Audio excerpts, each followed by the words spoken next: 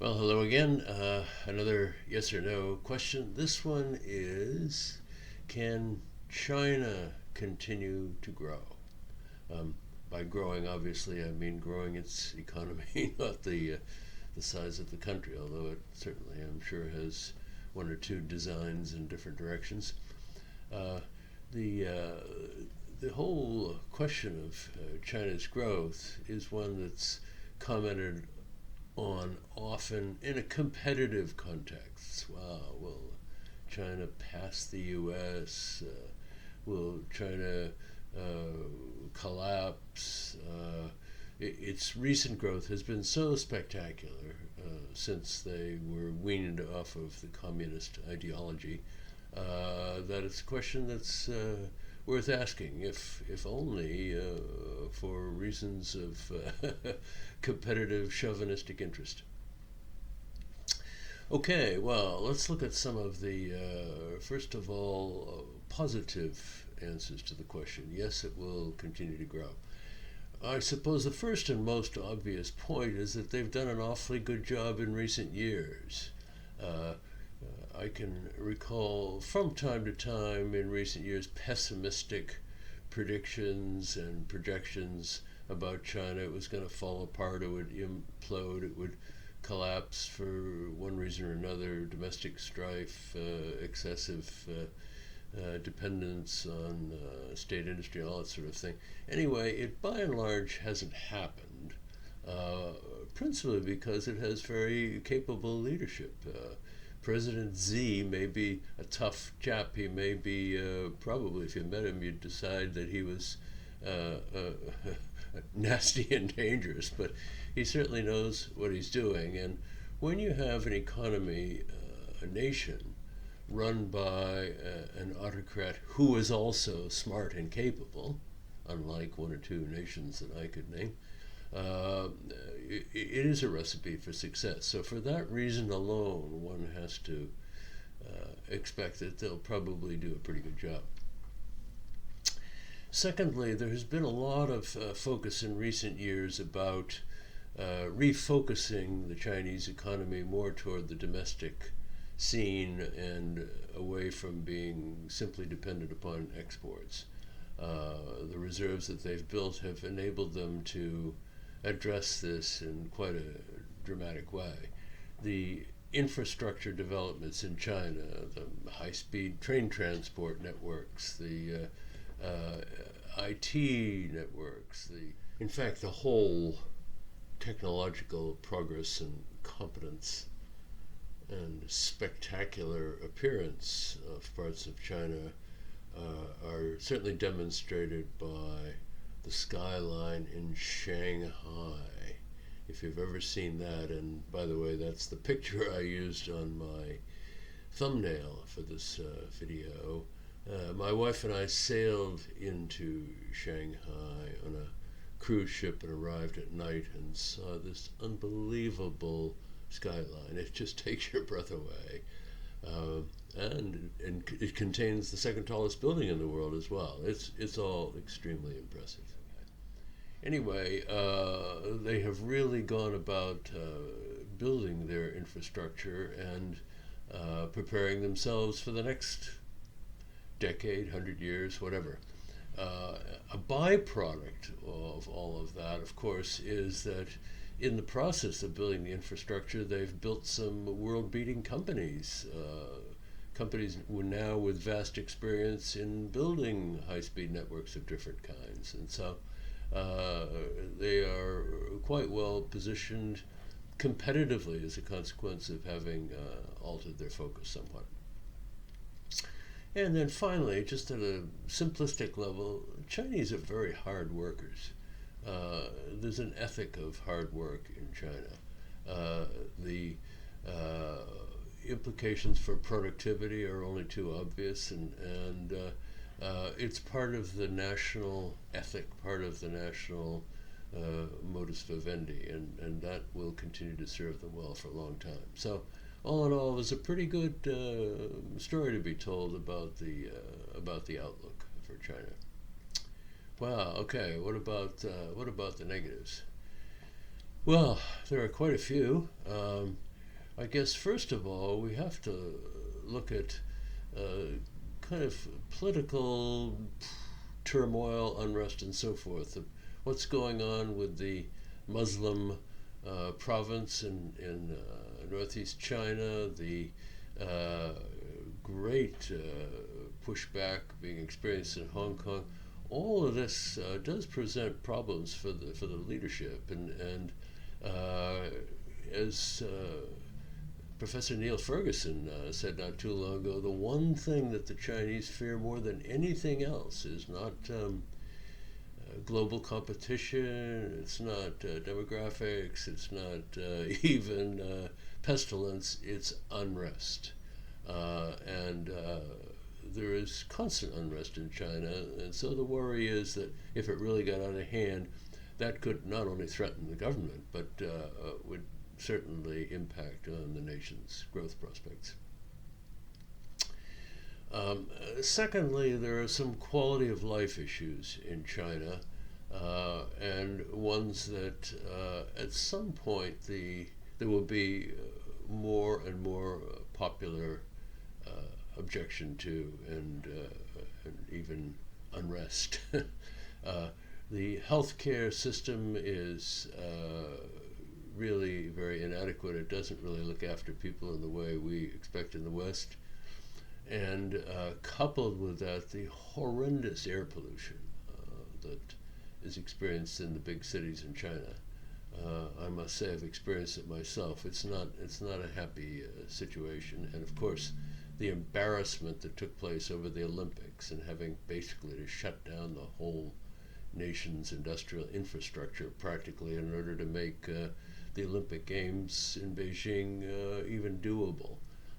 It's kind of an embarrassment, but more particularly, it's the kind of thing that the population in general won't stand, one would think, for indefinitely.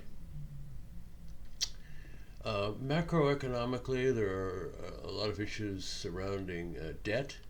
There is a tremendous amount of public sector debt supporting public sector industries, vestiges of the old communist days, which are kind of being propped up and kept going, and as a consequence generating more public sector debt. What we're now in this part of the world calling zombie industries. They have quite a few of them. And it's just a question of scale and size, I suppose. But if you have too much of that sort of thing, not only does it weigh down economic performance, but it can also lead to unsustainable levels of debt. Also, in the area of economics, there is a property bubble, and we've had them before in the West, and they can cause problems not only for asset valuations, but for debt accumulation in the purchase of property, which can be a problem both in the private sector as well as in the public sector. There's also a question of the valuation of the yuan, the renminbi. Renminbi is just a reference to the Chinese currency. It's not a unit of currency. The yuan is the unit of currency, and it's under various pressure from other countries in the IMF and so forth. The Chinese are letting the yuan go upward in value, and that of course will damage its exports, making them more expensive. Similarly, another negative, another risk really is a kind of growing Chinese sentiment. It's not just the facile comments of somebody like Donald Trump about China, but there's a general view that they're becoming belligerent. They're riding roughshod over their neighbors. Nobody really likes them as a country. And there could be quite a bit of reaction that hasn't really taken place yet to any further initiatives on their part in places like Hong Kong. For instance,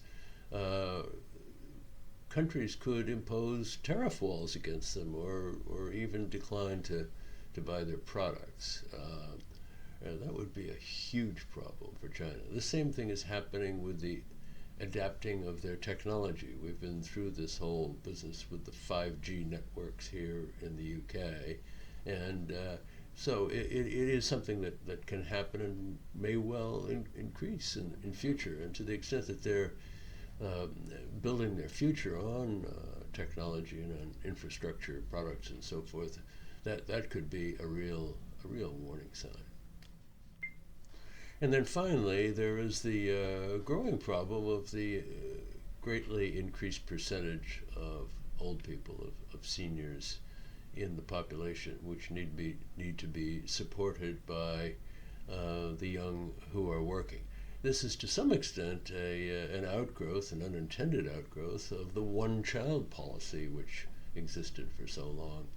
By limiting the number of people entering the workforce in the last 2 decades, they've made it more difficult for those who are working to support those who are too old to work.